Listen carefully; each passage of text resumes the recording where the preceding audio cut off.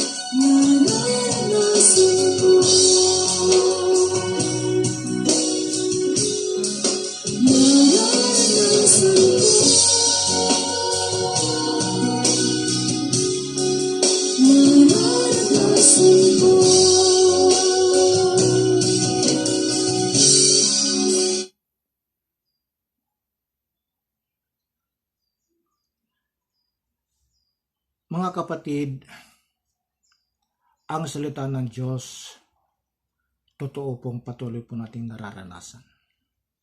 At sa hapong ito, ang atin pong pagninilayan ay tungkol po ito sa katapatan ng Diyos. Paano po ipinadarama ng Diyos ang kanyang katapatan? Una, lagi po siya nagbabantay at handang tumulong kung kinakailangan. Mga kapatid, matutunghayan po natin sa aklat ng Deuteronomio, Kabanatang 32, Talatang 4, siya ang bato, manlilika, walang kapintasan ang lahat niyang gawa. Matuwid ang lahat niyang kilos, siya ay tapat, walang pagkukulang, makatarungan at matuwid. Kaya mga kapatid, dapat lang na atin pong panghawakan na ang Diyos ay tapat. Kung meron man po tayong naaalaalang sino man na sinasabi nating siya ay tapat, mga kapatid, higit na tapat ang Diyos. Papaano po natin ngayon ilalarawan ang katapatan ng Diyos sa buhay natin? Balikan po natin nung tayo po ay mga bata pa. Mga panahon na kung saan tayo po ay kasalukuyang nag-aaral pa lang lumakad. Di ba ang ginagawa ng ating mga magulang? Habang tayo po ay tinuturo ang lumakad, sila po ay nariyan. Lagi po silang nagbabantay. At lagi po silang handang umalalay sa atin sa kasakaling tayo po ay madarapa. Sapagkat alam ng ating mga magulang ang atin pong kahinaan. Kaya kung tayo man po ay nadarapa, alam din ng ating mga magulang na posible po tayong masaktan at masugatan. Kaya kapag nakita po tayo ng ating mga magulang na nadarapa, kaagad-agad tayong nilalapitan. At kanya pong hinahawakan, hinahaplos-haplos ang bahagi ng ating katawan na nagalusan dahil sa ating pagkakadapa. Kinukumport tayo sapagkat mahal na mahal tayo ng ating mga magulang. Ganon-ganon ang Diyos sa buhay natin. Na sa atin pong buhay na ito, sa atin pong paglalakbay, marami po tayong pinagdaraan ng mabibigat na pagsubok, mga problema, kabiguan, kalungkutan. Na minsan ay nagmimistulang sugat sa atin. Nasabi natin, napakasakit naman ng ating naging kapalaran. Kaya nga minsan, di ba, Nagtatanong tayo, bakit ganito? Akala ko ba tapat ang Diyos? Na hindi niya ako iiwanan ni pababayaan man.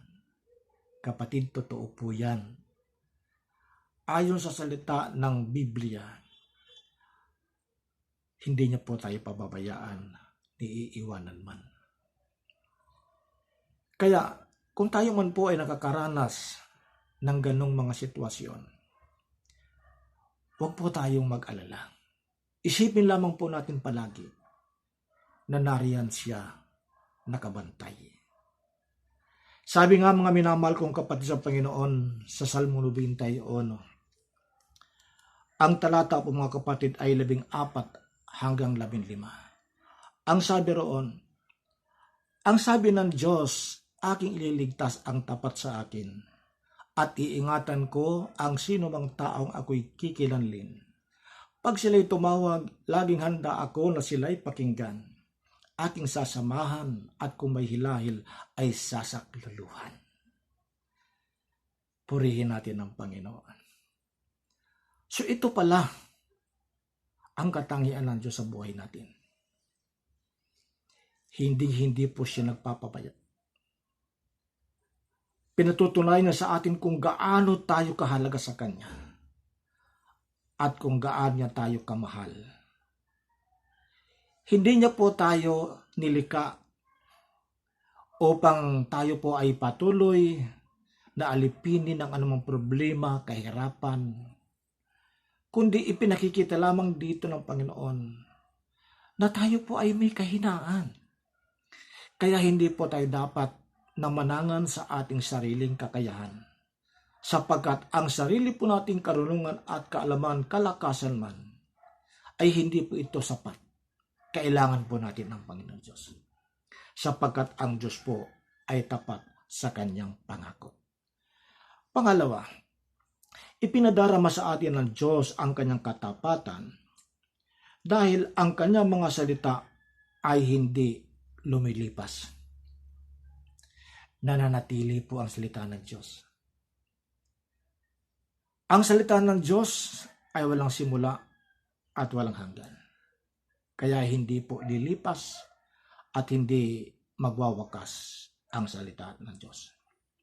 Sabi nga mga kapatid sa aklat ng Isaiah, kabanatang 4 talatang 8, oo, ang damoy nalalanta at kumukupas. Ang mga bulaklak, ngunit ang salita ng Diyos ay hindi lilipas. Mga kapatid, mga bagay-bagay yun na nilikha ng Diyos. Ang bulaklak, gaano man ito karingal, gaano man kaganda sa ating paningin, tandaan po natin, yan po ay malalanta, kukupas, at matutuyo. Ngunit ang salita ng Diyos, mga kapatid, hindi po ito kumukupas. Hindi po ito nagbabago. Ito po ay nananatiling sariwa. At ang salita ng Diyos ay pinakamakapangyarihan. Naalala po ba natin na ang mundo at ang lahat ng bagay sa mundong ito, maging tayo ay nilikha ng Diyos sa pamamagitan ng Kanyang salita.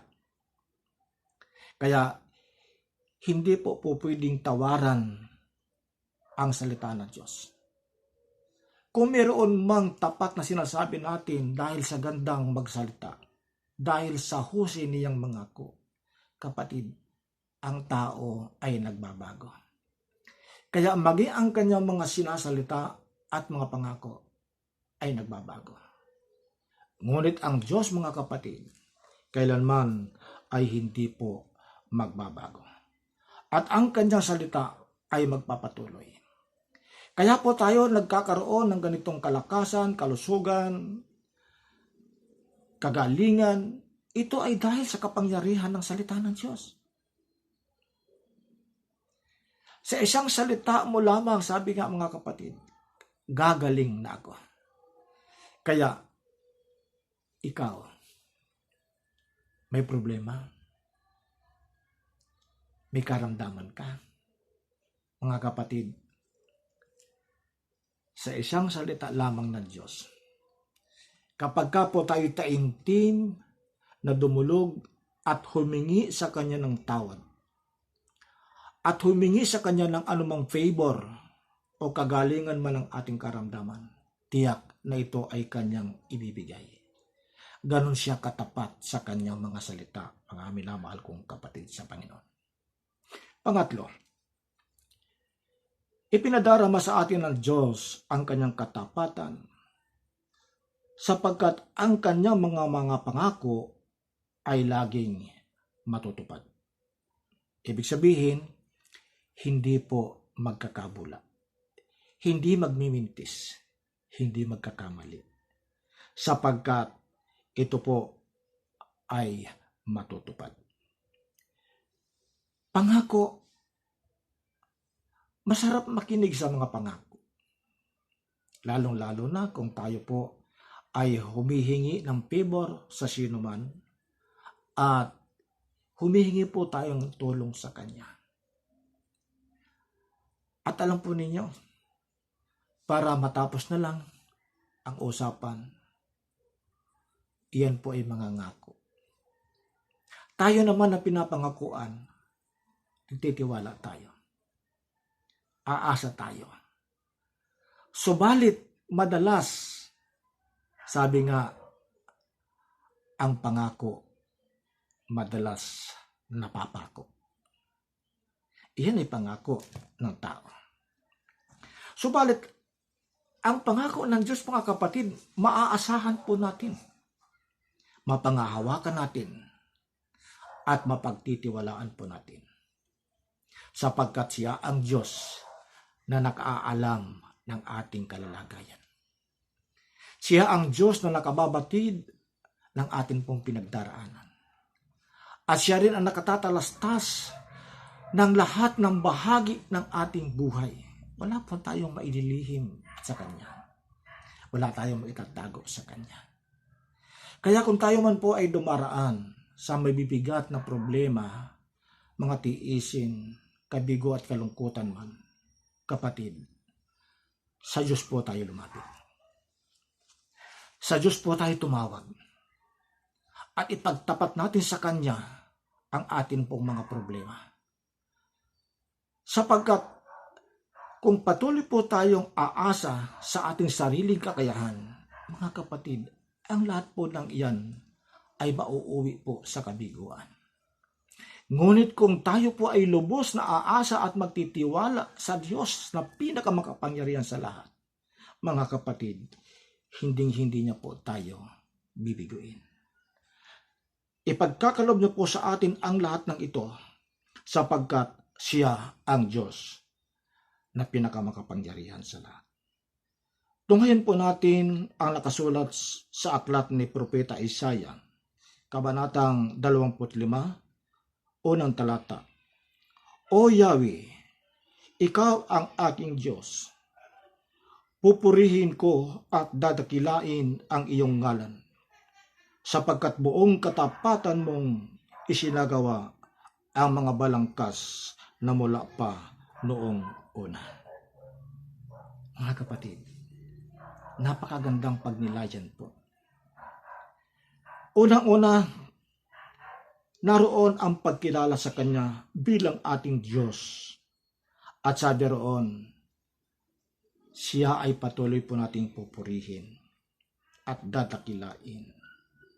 Sapagkat buong katapatan niyang isinagawa ang mga balangkas na mula pa noong una. Ito yung mga plano ng Diyos sa buhay natin. Ito yung Kanyang nais mangyari sa atin. At tandaan po natin, kailanman ang Diyos ay hindi nagplano ng hindi makabubuti para sa atin. Tayo po ay Kanyang mga anak. Siya ang ating tatay. At bilang tatay o magulang, kailanman ay hindi po siya mag-iisip ng masama at hindi makabubuti sa atin. Ganyan po ipinakikita ng Diyos ang katapatan. Kaya nga sabi mga kapatid, di ba? Madalas po natin napapakinggan ang nakasulat sa Ebanghelyo ni San Mateo, Kabanatang 24, talatang 35. Na ang sabi roon, mawawala ang langit at lupa, ngunit ang mga salita ko ay hindi magkakabula. Ibig sabihin, accurate. Ibig sabihin, totoo, genuine, original, hindi katulad ng iba. Tinatawag nating mga imitation. Tinatawag nating piki. Ang salita ng Diyos ay original. Hindi lamang basta-basta original, kung hindi ang salita ng Diyos ay nakababatid ng anumang atin pong saloobin. At nalalaman niya at natatalastas niya ang ating mga iniisip. Ganyan po kabuti at kamakapangyarihan ang buhay na salita ng Diyos. Kaya mga kapatid, panghuli, basahin po natin kung ano ang nakasulat sa aklat ng Malakyas, Kabanatang 3, talatang 6. Ako si Yahweh at hindi ako nagbabago. Kaya nga may pag-asa pa kayo, kayong mga inapo ni Jacob. Mga kapatid, ang Diyos ay hindi nagbabago kailanman. Kaya nga, kung tayo man po mga kapatid ay dumaranas sa kalungkutan sa mga panahon na ito, lalong-lalo na itong mga nakaraang kalamidad mga kapatid, bago po lumipas ang taong 2020, ay dumaan po tayo sa maraming pagsubok. Nakakalungkot nga lang mga kapatid sapagkat meron po tayong mga kapatid na labis pong naapektuhan, nawala ng kabuhayan, nawala ng tirahan, at ang ilan po ay nawala ng mahal sa buhay. Subalit ang lahat po ng yan ay hindi po nalilingid sa Panginoon. May purpose po ang Panginoon. Nais lamang niya na ipakita sa atin na ang lahat ng pagsubok na yan, maging ito man ay trahedya, mga kapatid, hindi po ito dapat maging dahilan upang tayo po ay tumalikod sa Kanya. Tandaan po natin, kung tayo po ay tatalikod sa Panginoon Diyos, kanino po tayo haharap? Wala po tayong ibang maasahan na tagapagligtas at magbibigay sa atin ng tunay na kagalingan, ng tunay na kapayapaan, ng tunay na kasaganaan at kalayaan na hindi kailanman maibibigay ng sanlibutan. Tanging ang Diyos lamang ang makapagbibigay ng lahat ng ito, sapagkat siya ang Diyos na tapat at pinakamakapangyarihan sa lahat.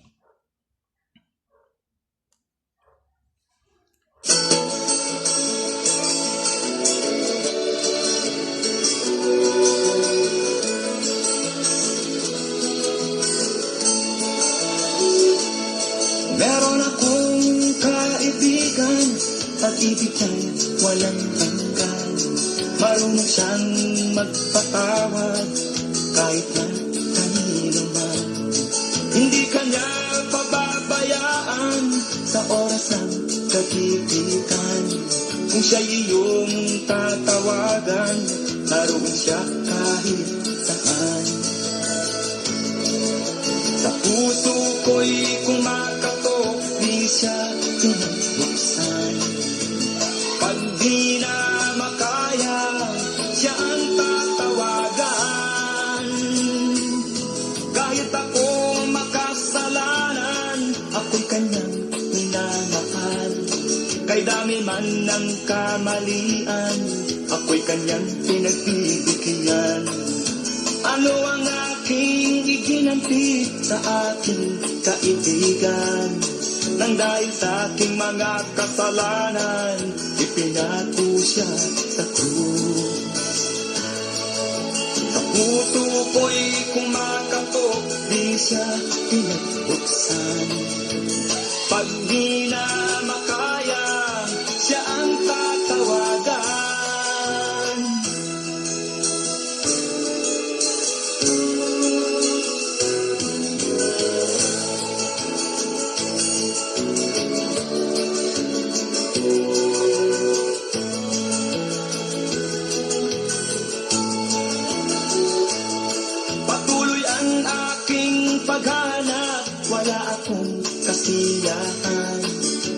akong ibig malaman, ang sagot ay di ko alam. At sa banal na kasulatan, ang totoo ay nalaman. Si Jesus na aking kaibigan, siya pala ang kailangan. Binuksan ko ang puso at siya ay pinapasok. Ang aking kaibigan, matagal nang kumakatok. Muli akong isinilang, natapos ang paghahanap. Langit na pangarap, kay Jesus ko natagpuan.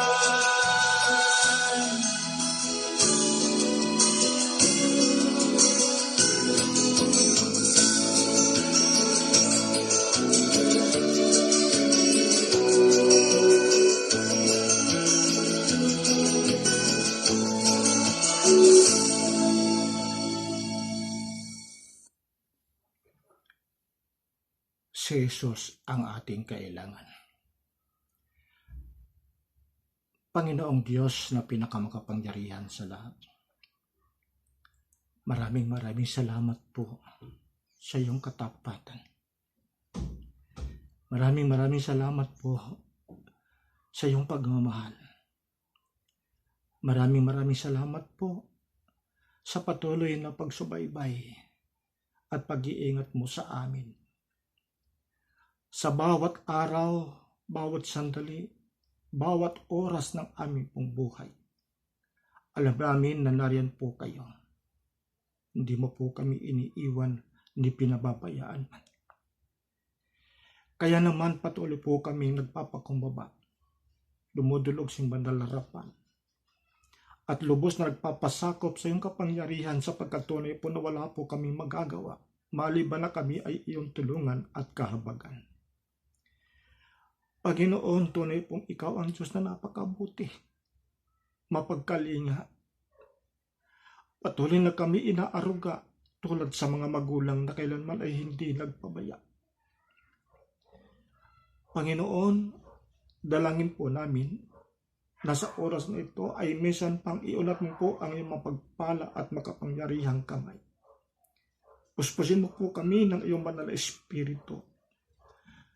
Patawarin sa lahat ng aming mga kasalanan upang kami po ay maging malayang daluyan ng iyong kapangyarihan. Nang himala na siyang magbibigay sa amin ng tunay na kalayaan, kapayapaan, kalakasan at kagalingan sa lahat ng karamdaman mula ulo hanggang talampakan. Panginoon, itinataas ko po sa iyo ang lahat ng mga kapatid na nakikinig sa mga sandaling ito at napakinggan ang iyong gintong aral, ang iyong mga banal na salita, na kung saan ito po ang magbibigay sa amin ng katugunan ng lahat ng aming mga kahilingan. Panginoon, abutin mo po ang lahat ng mga kapatid na nangangailangan ng iyong kalinga. Ang mga kapatid, Panginoon, na dumaranas ng matitinding karamdaman mula ulo hanggang talampakan. Nananalig po kami, Panginoong Diyos, na ikaw ang Diyos na walang imposible. Walang bagay na hindi po kayo magagawa kung ito po'y makabubuti sa amin. Kaya umaasa po kami, Panginoong Diyos, na ang lahat ng mga kapatid na may pangangailangan ay iyo pong diringgin at tutugunin. At ang lahat ng mga nakakaranas ng mabibigat na problema at karamdaman, hayaan mo po, Panginoon Diyos, na amin pong angkinin na sa mga sandaling ito ay inaabot mo po sila ng iyong mapagpala at mapaghimalang kamay upang sila po ay pagalingin, palakasin at palayain mula sa iba't ibang uri ng problema at karamdaman sa pangalan ni Jesus. Ama, wala po kami ibang matatawagan kundi ikaw, sapagkat ikaw ang aming tatay. Ikaw ang aming ama na sa simula't simula pa ay hindi mo po kami pinabayaan man. Mula po sa aming pagiging sanggol hanggang sa mga sandaling ito, wala po kaming natatandaan na iniwan mo po kami. Bagamat minsan kami po ay nakakaranas ng kabiguan at minsay nasasaktan. Panginoon, pinahintulutan mo ang bagay nito upang kami po ay paalalahanan at muli sabihin sa amin, anak, hindi kita pababayaan. Panginoon, maraming salamat po. At itinataas ko rin po sa iyo ang lahat ng aking mga kaibigan, mga kapatiran na inaabot ng tinig nito. At silaban ay pinagpala mo sa oras na ito. Kaya naman akin na pong idinideklara na ang lahat po ng aming mga kahilingan ay iyon na pong tinugon. Kung kahit ang lahat ng papuri, pasasalamat, parangal at pagsamba ay sa iyo po namin muli ibinabalik alang-alang kay Kristo Jesus na aming tagapagligtas kasama ng Espiritu Santo noon, ngayon at magpakailanman. Sa ngalan ng Ama, ng Anak at Espiritu Santo. Amen.